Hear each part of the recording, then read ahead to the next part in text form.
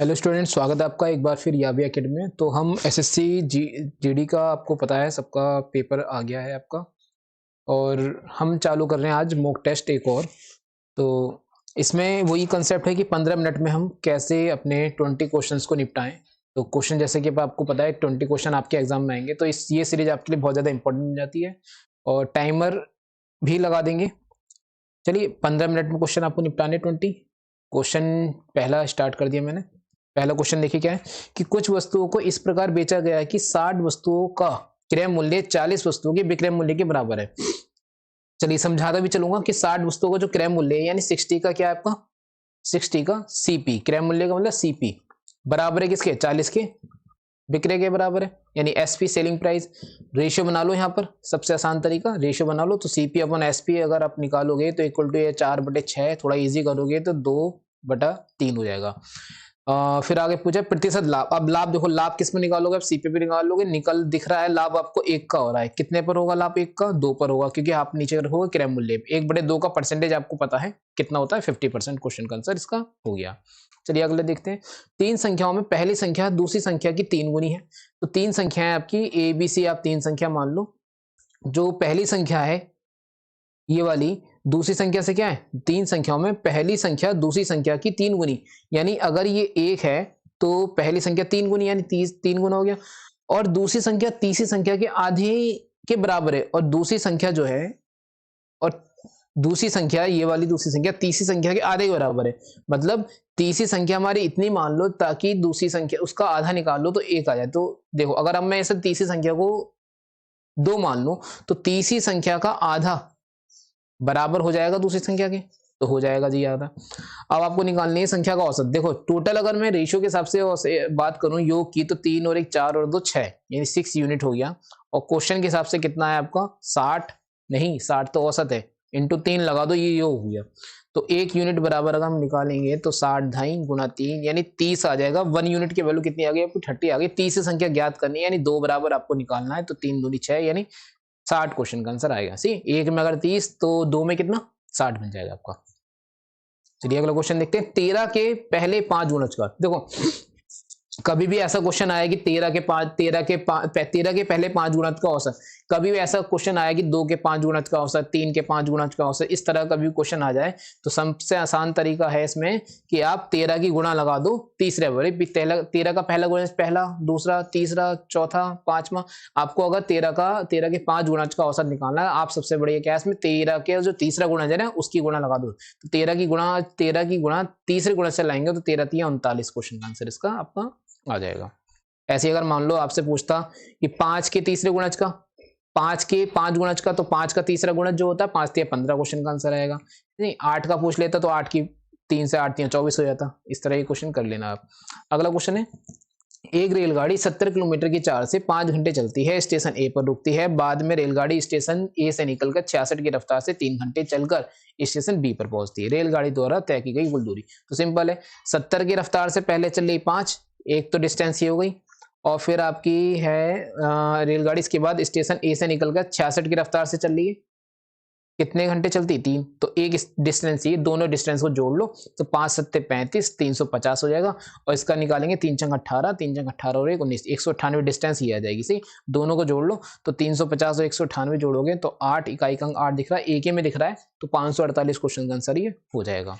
आगे सही। तो मैंने क्या बताया, मैंने पूरा नहीं ऐड करा। मुझे पता है जब हमारा तरीका सही है तो ऐड करने पे आंसर हमारा 548 ही आएगा। सही, तो आपको ऑप्शन के साथ, ऑप्शन पर भी निगाह रखनी है क्वेश्चन के साथ साथ, और जो आप तरीका लगा रहे हो उस पर भी निगाह रखनी है। अगला क्वेश्चन देखते हैं कि यदि 7 फीट लंबे लड़के की छाया जमीन पर 21 फीट पड़ती है तो कितने फीट व्यक्ति की छाया 15 फीट लंबी पड़ेगी। तो आपको पता है कि 21 फीट लंबी छाया जो पड़ती है, कितने फीट लंबे लड़के की पड़ती है, इतने लंबे लड़के की पड़ती है। सही है, 1 फीट लंबी छाया, देखो यहाँ छाया से 1 फीट लंबी छाया निकालोगे तो 7/21 कर दोगे, लेकिन आपको कितनी लंबी छाया निकालनी 15 फीट। तो 15 फीट यानी 7/21 गुणा 15 लगा दो, तो 7 तियां और 3 पंजे 15, यानी 5 क्वेश्चन का आंसर इसका आपका आ जाएगा। चलिए अगला देखते हैं।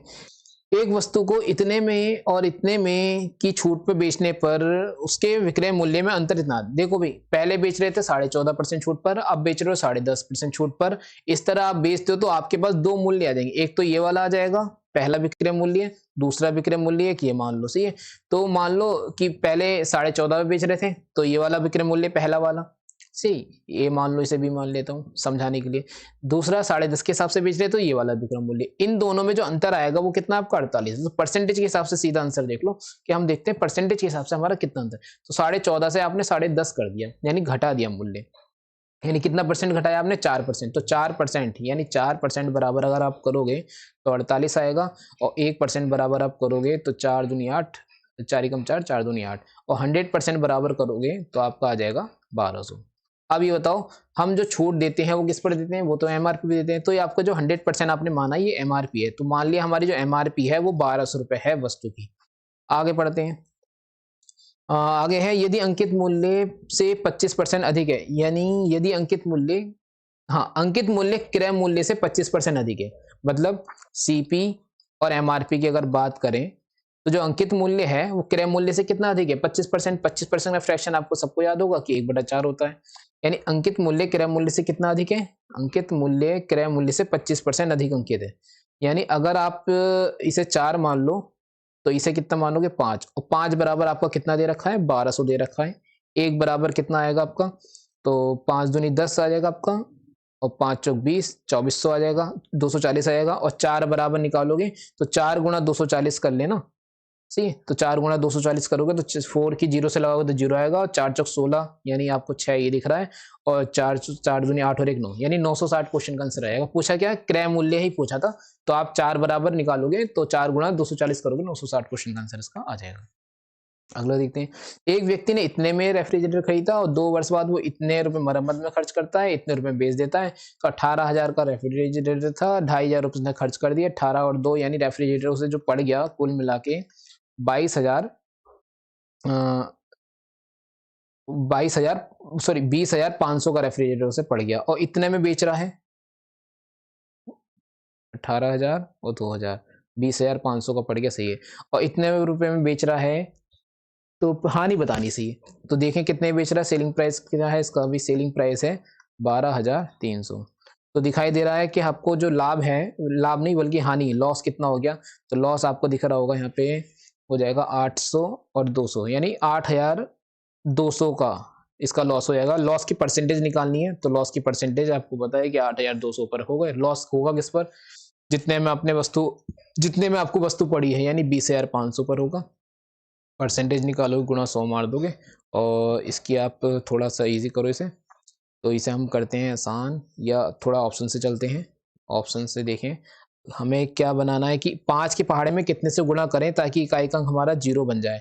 अगर मैं 5 की, देखो पहला ऑप्शन लेते हैं, 6 से गुणा करें 5 की, भाई 6 से गुणा करें तो 6 पंजे 30, यहाँ भी बन जाएगा, ठीक है। और 250, पहले सबसे आसान लगा के देख लेने, 2, 4 से कट रहा है अभी पूरा, 4 से है नहीं, 5 चौक 20, 4 दूनी 8, यानी 4 से कट रहा है, यानी 40% क्वेश्चन का आंसर इसका आपका ये वाला क्वेश्चन का आंसर आ जाएगा। चलिए आगे देखते हैं। एक धनराशि 9% वार्षिक ब्याज की दर से 6 वर्ष में 9% के हिसाब से 6 वर्ष में कुल साधारण ब्याज जितना है प्राप्त किया गया है, तो वह धनराशि क्या है। अब आप ये देखो कि आप अगर 9% के हिसाब से, 9% के हिसाब से अगर ब्याज लेते हो तो 6 साल में कितना परसेंट ब्याज ले लोगे, तो आप ले लोगे 6 नम 54% ब्याज ले लोगे। तो 9% के हिसाब से अगर 6 साल का आप निकालोगे, चलो इसमें सीधे S I equal to P R T लगा दो। एस आई कितना मिल रहा है आपको 5427 इक्वल टू पी कितना है आपका, पी तो आपको निकालना है, आर कितना है 9 है, समय कितना है 6 है, गुणा ये लगाओ, थोड़ा इसे 9 से आसान करेंगे तो 9 छंग 54 जीरो, और 9 तियाँ 27 हो जाएगा। 6 से इसे काटें, ऐसे काटें सीधे, p इक्वल टू आप क्रॉस मल्टीप्लाई लगाओ तो 60300 अपॉन में 6, 6 धाई और 6 पंजे, यानी आपका क्वेश्चन का आंसर आ गया, 1 जीरो बचा, 6 पंजे 30, 2 जीरो लगाएंगे ना, 6 पंजे 30, यानी आपका क्वेश्चन नंबर का आंसर आ जाएगा क्वेश्चन ऑप्शन नंबर 3। चलिए आगे देखते हैं। 50 मीटर कोई तालाब आपका जो है वो 50 मीटर आपका क्या है लंबा है, 25 मीटर चौड़ा है और 4 मीटर गहरा है। तालाब की धारिता बतानी है, तो सिंपल है, वॉल्यूम बताना है इसका, तो इंटू लगा दो 25 यानी L into B into H, 25 पंजे 125 और एक जीरो गुणा 4 लगाना, तो इसका 125 की 4 का 125 की 4 से लगाओ तो इसका 4 गुना कर दो, 4 गुना यानी आपका 250 यानी 500, 250 500 यानी आपका 4 क्वेश्चन का आंसर इसका आ जाएगा। सी यानी ये वाला क्वेश्चन का आ जाएगा, एक जीरो लगा देना, 500 में एक जीरो आंसर आ जाएगा। सही अगला देखते हैं। ए की हानि का 2/3 बी की लाभ के 5/7 के क्या है बराबर है। तो चलिए देखते हैं दोबारा इसे जरा, क्योंकि थोड़ा रफ हो गया। ए का एल 2/3 कर लें इसे, और बी का क्या आपका ए की हानि का 2/3 बी के लाभ के, यानी बी का लाभ यानी प्रॉफिट का कितना आपका 5/7। तो ए एल यहाँ लिखो, बी का फिर प्रॉफिट यहाँ लिखो, बराबर ये 5/7 यहीं रहने दो। ये जो 2/3 है इधर 3/2 लिख दो, यानी आएगा 5 तिया 15 7 दूनी 14। पूछ रहा है कि ए की हानि बी के लाभ की कितने प्रतिशत बता, तो ए की हानि कितनी है आपकी, ए की हानि 15 है, बी के लाभ के अकॉर्डिंग बतानी है 14 है, इंटू 100 लगाओगे, फिर वही चीज देख लो कि 14 से ज्यादा है 15, यानी 14 खत्म कर दें इसमें से तो 100% खत्म हो जाएगा, यानी 100% खत्म करो तो 100% से ऊपर वाले दो ऑप्शन है आपकी, एक फर्स्ट और एक सेकंड। यानी अब हमें देखना है कि केवल एक पर काम करेंगे, 15/14 पे काम नहीं करेंगे, ये 14 हमने हटा दिया, केवल 1/14 देखेंगे कि 1/14 गुणा 100 जो है ये आपका कितना बैठेगा। यानी आपको 14 की भाग लगाने 100 की भाग लगानी 14 से, यानी 14 सत्ते आपका 7 चौक 28 98 हो जाएगा। बचेगा कितना यहाँ पे आपका 2 बचेगा, पॉइंट लगा के जीरो ले लेंगे और 14 कम 14 ही पढ़ना पड़ेगा, यानी आपका 14 दूनी 28 तो होगा नहीं भाई, दो ऑप्शन दिख रहे हैं ना, 14 दूनी 28 है एक, तो भाई दो बार तो होने का नहीं, 14 कम 14 यानी पहले वाला क्वेश्चन का आंसर आ जाएगा। सी तो ऑप्शन नंबर क्वेश्चन का आंसर कौन सा है हमारा, क्वेश्चन का आंसर आपका पहले वाला हो जाएगा। सी तो इस तरह क्वेश्चन नहीं करना है, कभी अगर आ जाए इस तरह तो आप इस तरह कर लेना। आगे देखते हैं। वह बड़ी से बड़ी संख्या ज्ञात कीजिए जिसमें इतने इतने से विभाजित करने प्रत्येक मामले में आपका समान शेष बचे। ठीक, तो इस तरह अगर समान शेष बचे, कभी ऐसा क्वेश्चन आ जाता है और क्वेश्चन आएगा जरूर, पेपर इसी तरह बनेगा आपका प्रीवियस ईयर के हिसाब से। तो 200 इन सब में आपस में, इन तीनों संख्याओं में आपस में आप क्या ले लोगे, पहले अंतर लेना है, तो 285 और 580 की भी जगह अंतर लोगे तो कितना बैठेगा आपका 315 बैठेगा। 580 और 825 के बीच अंतर लिखोगे तो आपको कितना बैठ जाएगा 825 580, यानी घटाओगे तो 5 आ जाएगा आपका, यानी 5 4 यानी 5 4 2 सही 245 आ जाएगा।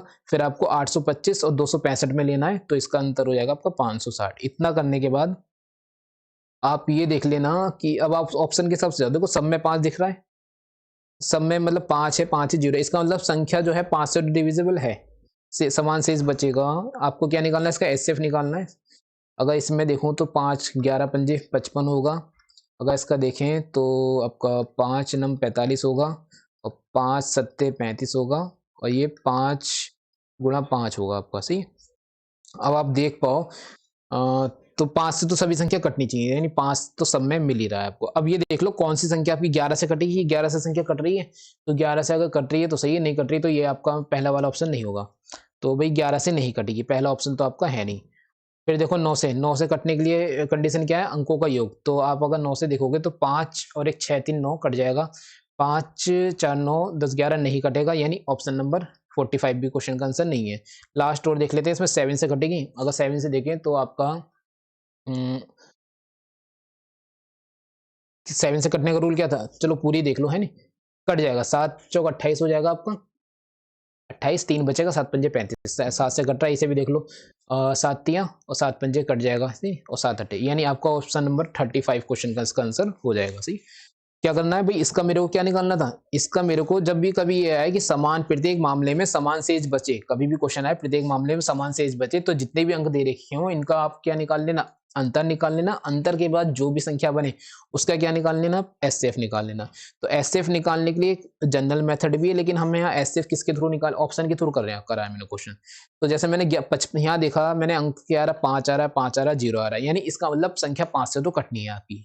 ठीक है, तो मैंने देखा ऑप्शन में कहाँ 5 मिला, तो सभी ऑप्शन में 5 मिल गया आपको फैक्टर करने पे, यानी 5 मैंने सब फिर हटा दिया। उसके बाद मैंने संख्या देखी आपकी 11, 9, 7, और यहाँ का तो मामला खत्म हो गया था 4 का पहले से। तो 11, 9, 7 से कौन सी संख्या आपकी कट सकती है, तो 11 से अगर देखा तो 11 से नहीं कट रही थी संख्या, इसलिए मैंने पहला वाला ऑप्शन क्या कर दिया, आपको खत्म कर दिया। 45 मैंने देखा 9 से संख्या नहीं कट रही थी, इसलिए मैंने वो भी खत्म कर दिया। 7 से देखा, 7 से संख्या कट रही थी, सारी कट रही थी, इसलिए हमने ऑप्शन नंबर सी क्वेश्चन का आंसर इसका मान लिया। आगे बढ़ते हैं, चलिए आगे क्वेश्चन है आपका कि रोहित और मनोज के पास कुल इतने रुपए हैं। यदि रोहित की धनराशि मनोज की धनराशि की इतनी और रोहित की धनराशि की, देखो रोहित की धनराशि जो है, रोहित की धनराशि का 10/21 बराबर जो है मनोज की धनराशि का 5/7 के क्या है बराबर है। इसे थोड़ा आसान करो, 7×3=21 हो जाएगा, और ये आपका R/M जो है वो इधर 5 ही है। अच्छा इसे भी काटो, 5×2=10 जी, तो ये खत्म करो, यहाँ 2/3 बचा, इधर जाके 3/2 हो जाएगा, यानी आर और एम के बीच रेशियो बन गया आपका। अब पूछा है दोनों के पास कुल मिला के इतना है, और ऑप्शन क्वेश्चन के अनुपात के हिसाब से दोनों के पास 5 यूनिट, तो 5 यूनिट बराबर हम कितना लिखेंगे, 1320 लिखेंगे। 1 यूनिट की अगर वैल्यू निकालेंगे तो 5×2=10 आ जाएगा आपका, 5×2=10 और 5×6=30, 5×4=20, यानी 264 आ जाएगा आपका। अब आपको निकालना है क्या है कि रोहित का रेशियो क्या है, रोहित का रेशियो 3 है, यानी आप 3 बराबर निकाल लोगे तो 264 की 3 से मल्टीप्लाई कर दोगे, 3×4=12, तो ऑप्शन नंबर क्वेश्चन का 792 हो गया, पूरी गुणा लगा लेना, इतना ही आंसर आएगा। आगे देखते हैं, एक वर्ग का परिमाप कितना है आपका, एक वर्ग का परिमाप इतना है, यानी ये वर्ग है, वर्ग का परिमाप कितना दे रखा है, 64 दे रखा है। आपको पता है कि परिमाप कितना होता है आपका, 4, सब जगह वो ये है नहीं, यानी ये भी ए हो गया, सब ए हो गया ना, यानी आप लिखोगे कि आपका जो 4a है परिमाप है ना, तो 4a बराबर इतना दे रखा, रुको रफ कर दो जरा से,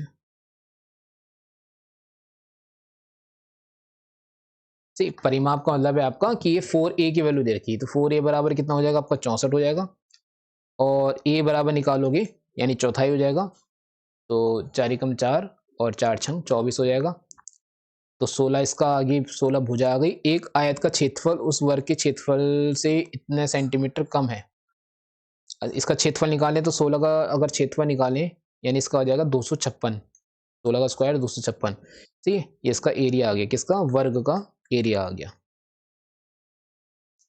अब पूछ रहा है कि उस वर्ग का क्षेत्रफल उस एक आयत का क्षेत्रफल उस वर्ग से 16 सेंटीमीटर कम है, यानी एक आयत है आपका ये वाला, इसका जो क्षेत्रफल है इससे कितना 16 कम है, 16 कम है इसका मतलब 240 है। यदि आयत की लंबाई 20 है, अब आयत की लंबाई 20 है, तो मतलब भुजा कितनी हो जाएगी, यानी 12×2=24, यानी 12 हो जाएगी। L/B बराबर 240 लगोगे तो यानी आपकी जो लंबाई भुजा ब्रेथ है वो 12 निकल जाएगी। पूछ रखा है आयत का परिमाप यानी सारी भुजाएं जोड़ दो, तो 20 और 20 40 और ये 12, यानी 40 आपका ये हो गया, 12×2=24 ये हो गया, यानी टोटल आपका 4 यानी 64 क्वेश्चन का आंसर इसका आपका आ जाएगा।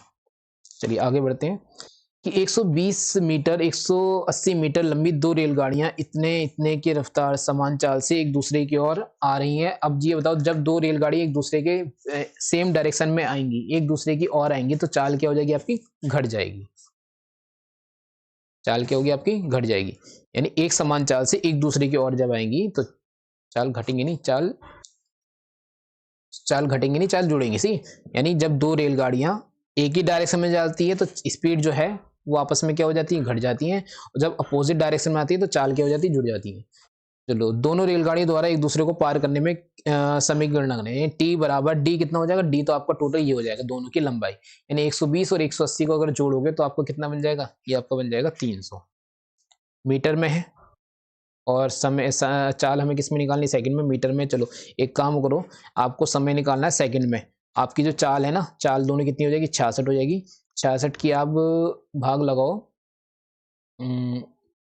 इसे मीटर पर सेकंड में चेंज करो, यानी चलो ऐसे ही करते हैं, सही है। यानी 66 गुणा 5/18, यही मैंने मीटर पर सेकंड में से चेंज कर लिया। ऐसा करो 18 को यहाँ से हटाओ, यहाँ पहुँचाओ ऊपर, यानी अब आपके पास कैलकुलेशन लेगी 300 गुणा 18/66 गुणा 5, सही है। इसी करते हैं, ऐसे 5 छंग आपका 30 हो जाएगा, और 6 कम 6, 6 कम 6, और ये आपका 6 दाई हो जाएगा, और आपकी अब रह गई 180। देखो हो गई कैलकुलेशन, 180/11 क्वेश्चन का आंसर इसका आपको लास्ट वाला आ गया। आगे देखते हैं, ए की आय बी की आय की से 25% अधिक है, मतलब ए की इनकम जो है बी की इनकम से 25% रेशियो कितना हो जाएगा, 1/4 है नहीं। तो ए की इनकम बी की इनकम से क्या 25% अधिक है, तो ए की इनकम बी की इनकम से 25% अधिक है, यानी अगर इसकी बी की इनकम 4 मान लें तो एक अधिक मान लें, यानी 5 किसकी मान लें, आप ए की मान लें। बी की आय ए की आय की, ए की आय से, देखो जिसकी आय से पूछे प्रतिशत बताना है, जिसकी आय से पूछे उसकी आय को निकले, तो बी की आय पूछी है ए की आय से, तो बी की आय ए की आय से कितने प्रतिशत कम है, तो बी की आय ए की आय से 1 कम दिख रही है। किसकी आय से पूछ रहा है, ए की आय से, तो ए की आय टांग दो नीचे, यानी ए की आय कितनी है अभी 5, 1/5 का परसेंटेज आपको याद होना चाहिए, कितना हो जाएगा इसका 20%, क्वेश्चन का आंसर इसका आपका हो जाएगा। आगे देखते हैं, एक व्यक्ति ने एक मशीन को इतने में खरीदा और क्रय मूल्य पर इसने इतने रुपए अधिक मूल्य अंकित कर दिया, उसे 15% छूट देकर बेचा, तो प्रतिशत लाभ या हानि बतानी है आपको। तो इसे करते हैं जनरल तरीके से ही होगा ये, तो कि इतने में खरीदा, इतने में खरीदा और क्रय मूल्य, चलो 50,000 की चीज पर उसने क्रय मूल्य से 20% अधिक अंकित कर दिया, यानी इस पर जो एमआरपी डाल दी 50,000 का 10% कितना होगा 5,000, और 20% कितना हो जाएगा 1,000, तो 1,000 इस पर जोड़ दोगे, डायरेक्ट करते हैं 1,000 जोड़ दोगे, यानी चीज बन गई आपकी 60,000 की। कितनी बन गई 60,000 की, है नी, 1,000 जोड़ दिया, सही 60,000 की हो गई आपकी। 50, 5,000, 10,000, हाँ 10,000 हो जाएगा ना, 60,000 की हो गई। उसके बाद उसने 15% छूट दे दी, अब 15% छूट देगा इस पर 15% छूट का मतलब है कि 60,000 की चीज पर 15% छूट देगा, तो 60,000 का 10% कितना होगा, 60,000 का 10% आप एक जीरो कम करोगे, यानी कितना जीरो लाओगे, एक जीरो कम करने पर आपका कितना आ जाता है 10% आ जाता है, सही। यानी ये हो गया आपका इतना, और इस पर 5% और, तो 300, यानी आप जो है इस पर कितना कम कर दोगे 9,000 रुपये, यानी 60,000 पर 9,000 रुपये कम कर दोगे, यानी आप 51,000 में चीज़ निकालोगे। अब आप पूरी चीज़ भूल जाओ, आप ये ध्यान रखो लाभ या हानि बतानी है। भाई आप 50,000 की चीज़ ला रहे थे, सीधे 0 3 खत्म करो, 50 की चीज़ आप 51 में निकाल लो, तो यानी कितने का लाभ हो रहा है आपको, 1 का, कितने पर 50 पर, गुणा मारो 100 की 50 दूनी, यानी 2% क्वेश्चन का आंसर इसका आ जाएगा, यानी 2% आपको क्या हो गया, लाभ हो गया। आगे देखते हैं, एक चालक एक कार को 60 किलोमीटर पर घंटे की एक समान चाल से चलाता है, 330 किलोमीटर की, देखो मैं यहाँ पर आपको समझाता हुए चल रहा हूँ, तो क्वेश्चन ये मत कहना कि ये 15 मिनट में नहीं हुआ, सही। वीडियो मैंने पीछे भी डाला कि 4 हमारी वीडियो ऑलरेडी पड़ी हुई है मैथ की, जिसमें हमने 15 मिनट में आपके 20 क्वेश्चन करे हैं, सही है। तो यहाँ पे टारगेट ये है कि आपको समझाना भी है के माध्यम से, और एक आपका टेस्ट भी आपका हो जाएगा, सही। तो एक चालक एक कार को इतने किलोमीटर की एक समान चाल से चलाता है, और 330 किलोमीटर की दूरी पर, देखो ध्यान रखो करो, सबसे पहले D equal to S T लगा देना, आप कंफ्यूजन नहीं क्रिएट होगा। ये आपकी 330 किलोमीटर है, और जो आपकी स्पीड है निकल जाएगी, स्पीड कैसे निकलेगी, स्पीड तो दे ही रखी है, और 330 को 60 से भाग करोगे तो आपकी क्या निकल जाएगी, समय निकल जाएगा, यानी 330 को 60 से भाग लगाओगे तो आंसर आपका आ जाएगा 11/2, सही है, 11/2। गंतव्य स्थान पर 30 मिनट की देरी, मतलब ये जो 11/2 का समय है ना, 11/2 का जो समय है, ये घंटे जो लग रहे हैं, ये आपका सही समय नहीं है, इसमें भी आप क्या कर रहे हो, गंतव्य स्थान पर 30 मिनट देरी से पहुंच रहे हो, यानी 30 मिनट पहले पहुंच जाओ तो आपका आंसर सही वाला आ जाएगा। तो 30 मिनट पहले के लिए, यानी 11/2 में से अगर हम 30 मिनट खत्म करें तो 30 मिनट को हम घंटे में चेंज करें, यानी आधा घंटा घटाएंगे, तो हमारा 10/2 आएगा, यानी 10/2 जो है वो आपका सही समय है गंतव्य स्थान पर पहुंचने के लिए। तो आपका फिर पूछा है समय पे पहुंचने के लिए चाल में कितनी, तो आप चाल निकाल लो कि आपको पता है कि 10/2 समय में पहुंचोगे और 330 की रफ्तार से पहुंचोगे, तो आपका जो स्पीड है वो कितनी हो जाएगी, तो स्पीड कितनी होगी 330 की भाग लगा दो 10/2 से, क्लियर। आप 2 ऊपर जाएगा, ये आपका कटेगा 66, यानी क्या आ जाएगा 66 किलोमीटर पर आवर, यानी स्पीड कितनी आ गई 66 किलोमीटर पर आवर। आप देख लो कितनी वृद्धि कर पा रहे हो, आपने वृद्धि करी 6 की, कितने में 60 में दिख रहा है, सीधे 10% क्वेश्चन का आंसर इसका आ जाएगा। अगला देखते हैं, इतना ये भाई क्वेश्चन आसान है, इसे आप खुद ट्राई करना। क्वेश्चन नंबर नेक्स्ट देखते हैं, बहुत बढ़िया क्वेश्चन है कि एक निश्चित धनराशि पर एक निश्चित धनराशि पर एक निश्चित वार्षिक दर से 2 वर्षों में प्राप्त चक्रवृद्धि ब्याज इतना है, ये आपका सीआई हो गया। और जबकि आपका गणना वार्षिक के आधार पर की जाती है और समान राशि पर समान दर से समान अवधि पर प्राप्त साधारण ब्याज इतना है। मतलब ये 2 साल का आपका क्या है साधारण ब्याज, और ये 2 साल का क्या चक्रवृद्धि ब्याज। 2 साल का देखो सीधे ध्यान रखो, 2 साल का साधारण ब्याज आपका क्या है 1080, तो 1 साल का साधारण ब्याज कितना हो गया आपका 1080 को अगर आधा करोगे यानी 1000 का 500 540 हो गया। 1 साल का जो साधारण ब्याज है वो कितना हो गया 540। क्लियर है। अब ये जो 1000 का 1 साल का साधारण ब्याज 540 है और ये 2 साल का चक्रवृद्धि ब्याज है, मतलब ये वाला जो मामला है 2 साल का चक्रवृद्धि ब्याज, यानी 1000 समझो 1080 से ऊपर जितना भी है ना, ये आपका क्या होगा, ये होगा ब्याज के ऊपर ब्याज। और कौन से ब्याज के ऊपर ब्याज, जो पहले साल मैंने ब्याज दिया था उसके ऊपर ब्याज के ऊपर ब्याज। ठीक है, मैंने देखो आपको सीआई वाला और एसआई वाले सारे क्वेश्चन करवा दिए, जो भी प्रीवियस ईयर आए हुए हैं एक बार उन्हें भी देख लेना, तो आपको ये क्वेश्चन और अच्छा समझ में आएगा। तो जो फालतू है ना वो पहले साल में ब्याज पे ब्याज, कितना फालतू है आपका, इसे माइनस करोगे तो माइनस करोगे आपका तो 8 आ जाएगा, 6 आ जाएगा आपका, यानी 6.84 आ जाएगा, यानी ये आपका फालतू है। अब यहां से आपकी दर निकल जाएगी, दर अगर निकालें तो दर देखो ये है पहले साल का, ये है दूसरे साल का, और ये क्या है, ये जो है ब्याज के ऊपर ब्याज है 540 का पे जो आपने ब्याज दिया तो किसी दर से दिया होगा, तो यहाँ से अगर हम दर निकालें तो दर निकालें 48.6 अपॉन में अगर हम 540 रख देंगे गुणा 100 मारेंगे तो दर हमारी आ जाएगी। ये खत्म कर दो, एक ये भी खत्म कर दो, तो 540 ये आपका 9 बार 9 चौक 36 9 बार चले जाएगा, यानी दर आपकी आ गई 9%। क्लियर। मैं मार्कर चेंज कर लेता हूँ, तो दर आ गई आपकी कितनी 9%।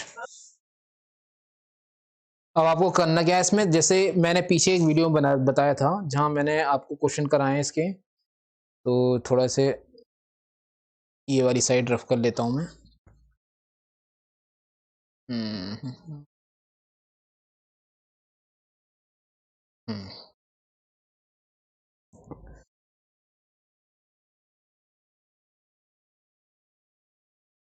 पीछे मैंने बताया था एक तरीका बताया था, कभी भी अगर अंतर वाला क्वेश्चन आया तो 3a प्लस 3b और प्लस सी, ये जो 3 साल में ये जो लास्ट वाला होगा ना ये आपका क्या होगा अंतर होगा।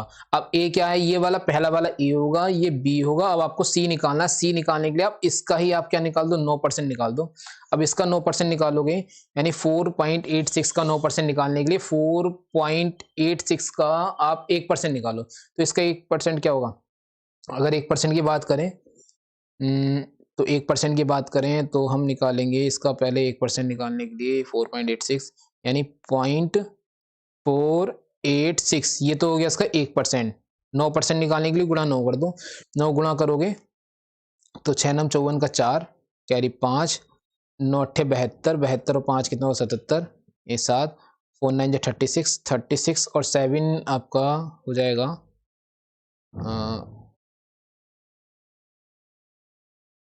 43 और आपका 43 हो जाएगा। सही, यानी 0.3 क्या आ गया, यानी ये आ गया आपका क्या 9%, 4.374। अब देखो क्वेश्चन में जो है ना इसमें कैलकुलेशन ज्यादा है, तो पेपर में क्या करना है, इस क्वेश्चन को करना जब जब आपके पास टाइम हो, और टाइम नहीं हो तो इस क्वेश्चन को मत करना। सही है, फिलहाल क्वेश्चन का आंसर हमारा आ जाएगा, हम 3abc ये लगाएंगे, ये b यानी इसका 3 गुना करेंगे और प्लस सी कर देंगे, तो दोनों को जोड़ देना, आपको क्वेश्चन का आंसर डेफिनेटली आएगा। सही है, और जोड़ के आप मुझे नीचे कमेंट बॉक्स में बताना कि आपका आंसर आया है सही या नहीं आया। सही है, बाकी आप जो मैंने पीछे क्वेश्चन कराए ऐसा ही आएगी, उनको भी वहां आप देख लेना, मैंने हर तरह के क्वेश्चन पे करा दिए। एक वस्तु को 340 से बेचने पे एक व्यापारी को 20% की हानि होती है, 15% लाभ प्राप्त करने के लिए कितने रुपए बेचना है। मतलब ये तो सिंपल क्वेश्चन है, 100 की चीज 20% लाभ 80 हो गया, और आप बेचोगे 15% लाभ में 115 हो गया। आपको ये बराबर 340 दे रखा, तो हम लिखेंगे एक बराबर 340, और आपको निकलना है कि 15% लाभ पर बेचने से कितने बेचने हैं, 115 बराबर निकालना है। तो सीधा करो कि 340 कि भाग लगाओ 80 से, गुणा लगा दो 115 से, आपका क्वेश्चन का आंसर इसका आपका आ जाएगा। सही, तो लगाते हैं जरा, थोड़ा आसान करते हैं। 17, 4 चौक 16, इसे आप देखो पॉइंट में आएगा, तो पॉइंट से बचने के लिए थोड़ा कुछ देखते हैं। 4 चौक 16 हो जाएगा, 4 चौक 16 हो जाएगा, और आपका 8 सी है, 4 एकम 4, 4 चौक 16 और 4 दूनी यानी 4.2 आएगा। 115 की आप 4.2 से इंटू लगा दो, डेफिनेटली आपका आंसर आएगा। सही, देखते हैं। 2 पंजे 10 का 0 लगभग में आ जाएगा। 2 पंजे 10 और 2 एकम 2 और 1 3, 3 2 एकम 2 यानी गुणा 5 चौक 20, कैरी 2, 4 एकम 4 और 2 6 और 4 एकम 4 यानी 0 3 6 7 8 483 कुछ आया। यानी आपका क्वेश्चन का आंसर देखो लगभग में निकाला है, यहाँ हमने जो है लगभग में निकाला है, यानी 488 क्वेश्चन का आंसर इसका आपका आ जाएगा। तो चलिए आज की वीडियो को यहीं समाप्त करते हैं, और क्वेश्चन ये आपके ये समझ लो ऐसे ही क्वेश्चन आपके एग्जाम में आएंगे। और आज की वीडियो को हमने देखो स्पीड में इसलिए नहीं करा, कुछ बच्चों के कमेंट आ रहे थे सर आप क्वेश्चन कर रहे हो या समझा, मतलब पेपर करवा रहे हो या हमें समझा रहे हो, तो यहाँ पे आज मैंने समझा के आपको क्वेश्चन कराए। अगर वीडियो पसंद आई है तो वीडियो को देखें और शेयर भी करें। Thanks for watching.